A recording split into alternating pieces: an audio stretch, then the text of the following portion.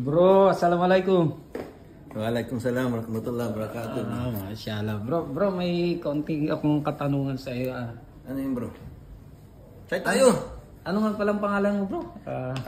Ako si Hamdan Hernandez, Balik Islam. Masyaallah. Bro, ang tanong ko, paano mo na kilala ang Muslim? Anong tanong mo? Paano mo nakilala ang Islam? Ang Islam, paano mo Actually, Balik Islam ako 3 taon na Muslim. At nahanap ko ang Islam kasi naghahanap pa ng katotohanan. Kasi sa pinanggalingan ko, marami akong katanungan na hindi nila nasasagot. Lahat ng sagot nila, misteryo, basta maniwala ka. Hindi medyo katanggap-tanggap sa akin talaga eh. Meron akong hinahanap. Ngayon, napadpad ako dito sa Dubai, na Islamic country, hindi ko naman pinangarap na maging Muslim. Alhamdulillah, nagabayan tayo ng Allah. At ginamit ko lang is yung objective evidence. Objective is ibig sabihin backed up by evidence and facts.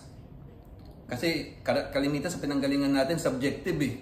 Nangingibaba yung emosyon o puso na dito ako pinanganak, dito na ako mamamatay, na hindi namin kailangan mahanap kung ano mang katotohanan dyan kasi eto na yung kinalakhan namin, di ba? Yung ganun sa aking mga dahilan, hindi katanggap-tanggap sa akin eh. Parang pinanganak ka na a-diaper. Di ba? Ngayon ba, magda-diaper ka, magbibrip ka, di ba? CK pa. Alhamdulillah, di ba? Alhamdulillah bro. Alhamdulillah, nagabayan tayo ng Allah. Ginamit lang natin yung objective reasoning. Ibig sabihin, nagsaliksik tayo, nag-investigate tayo, inaral natin yung paniniwala ng mga Muslim, which is ang Islam.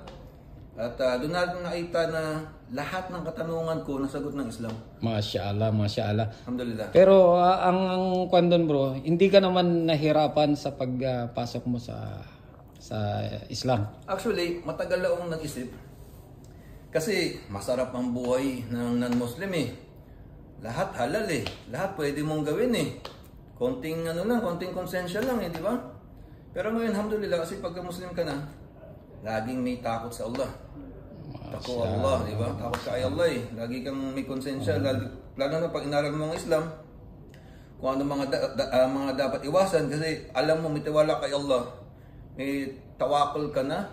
Alam ni Allah, siya ang gumawa ng langit lupa, lahat ng nabubuhay dito, lahat ng nilikha niya. Alam niya kung anong naabubuti at nakakasama sa atin. Masyaallah. Sige bro. Salamat sa konting katungan. Marami pa akong gustong itanong sa iyo, pero sa sunod na muna. Inshallah bro. Salamat warahmatullahi.